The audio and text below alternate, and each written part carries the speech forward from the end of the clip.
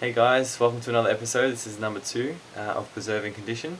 Today is Thursday, July 2nd, and I just want to recap on the last 4 days. So my weight, as you can see here, has been fluctuating between about 600 grams. At the moment my carbs and calories are on the way up, on a steady increase, nothing too drastic. The macros that I'm on at the moment is 190 carbs, 180 protein and 60 grams of fat, and I've been managing to hit that pretty well. I've been doing flexible dieting for quite some time, so I'm able to hit those numbers every night, and the only weight that I'm seeing that's changing can be from the sodium and potassium that I've been having in that day, or the water that I was consuming, cardio, sweat, hormonal levels. It just depends. So seeing that fluctuation isn't too bad, and as long as I'm within a kilo of that weight for that weigh-in in those days, then I'm not concerned too much. But as you can see here, I've just started to prepare my morning breakfast, and I thought I'd film it for you guys. It's quick and easy, doesn't take too long, and it's something that I do every morning, usually before I go to work or on my days off, depending on what time I've got. I'll always cook something for breakfast.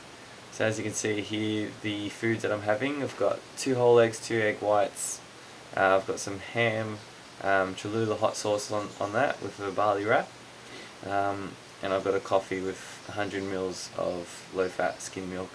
And I weigh everything, make sure it's all tracked and all weighed and precise as possible. And I've got some magnesium tablets and some fish oil tablets, which I have every day in the morning. The only other supplement that I do take is creatine. I reckon it's the only one supplement that's proven to work because of all the studies that has been done and everything that I've read about it. And I didn't notice an initial response from it, so I've just continued that throughout, and I've been on that for quite some time now as well. And the only other supplement is protein powder, and that just depends on my macros through the day and if I need to hit some extra protein for that day specifically. But I wanted to talk to you guys about if it fits your macros, and calories in versus calories out, and being in a deficit. I've put some links down below of my Facebook page. Scroll right down to the bottom of DLC Fitness. I did quite a few posts on calories in versus calories out and maintenance calories, and how your body metabolizes foods and nutrients, and how it converts energy and things like that. And I've also created a few PDF documents on the page as well, in the flexible dieting album, and you can see some documents there just about my understanding, my brief collaboration of information of if it fits your macros, and I've just put it all together for you guys. That way you can get a little bit of an insight of the actual flexible dieting program. But basically, calories in versus calories out, and whether you're above maintenance or less than maintenance, and tracking your weight, you'll see if your food intake is working to your goals. So like at the moment, I'm trying to lean down, trying to hold as much body mass, muscle mass as I can, and drop as much body fat as I can. So I've been seeing the weight go down quite gradually over these past 6 months, sorry. But nothing too drastic, and it's good to do weigh-ins daily and to check yourself in the mirror as well. And that way you've got 2 ideas of your weight and your body image and how that's tracking along. If you're maintaining, muscle size and muscle mass, also noticing the strength in the gym as well, making sure that's not going down too much as well. But I can talk about that in another video. But once you're seeing your weight going down and you're balancing that through your nutrition and counting your macros and adding in cardio here and there, and you're seeing your weight going down, it's going to be a steady progress, and that's what you want it to do. When you're in a caloric deficit, you don't want to be in too big of a deficit, because that way your metabolism maintains at its highest rate as possible. If you go in too much of a deficit, then you're going to find that your metabolism is going to slow down real quickly. Might find a quite drastic drop of, say for example 2 to 3 kilos in 2 to 3 weeks, but then after those weeks you're going to find that the weight's coming down just that little bit slower, and it's not ideal. You're in it for the long run.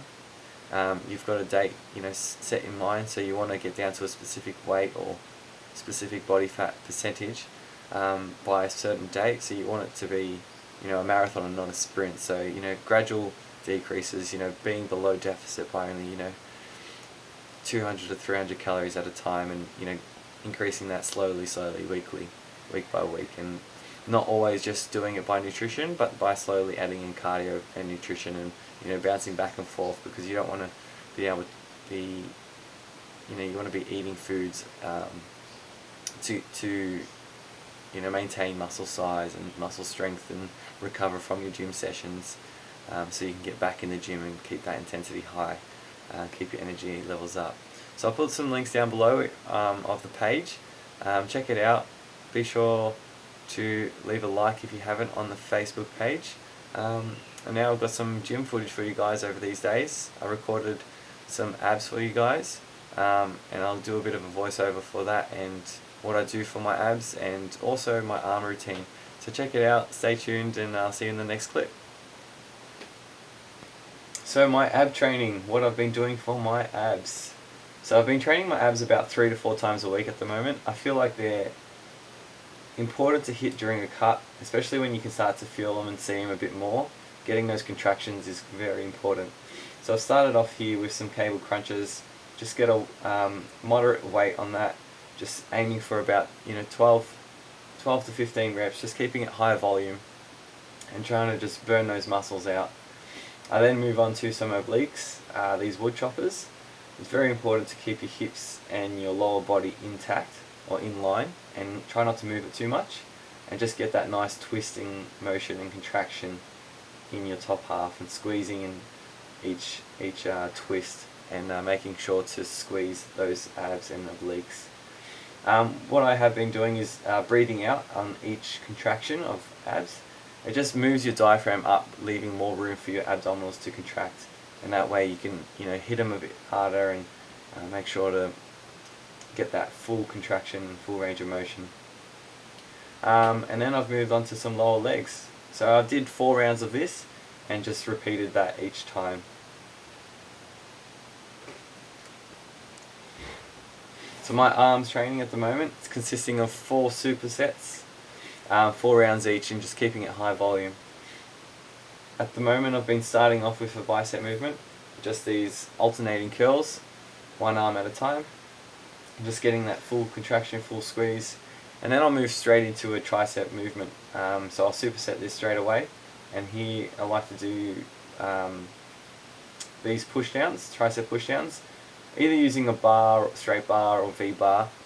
I find that finding that I'm getting the most contraction and being able to move the most weight that way. And then I've moved on to my second superset, which is starting off with triceps. So I've gone from bicep to tricep to tricep to bicep, if that makes sense. Did an overhead extension, so hitting that inside of the tricep.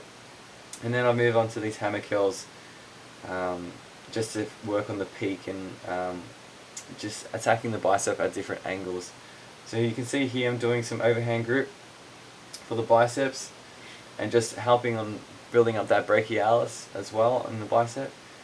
Again, just hitting it from all different angles, and then move down to these rope pull downs for my triceps as well. And then the 4th exercise, I'll do this unilateral tricep extension, and just doing 10 reps in each arm, or 10 to 12 reps in each arm, and then moving on. So as you could see, the training that I've been doing for my arms has been high volume, just keeping the intensity high as well, and just moving between biceps and triceps on the one day, and just alternating the exercises in each day. So that was episode 2, guys, of Preserving Condition. Hope you've enjoyed. More episodes to come. Leave a topic for me to cover in that next episode. Put that in the comment section down below. And remember, there's always room at Jim's house.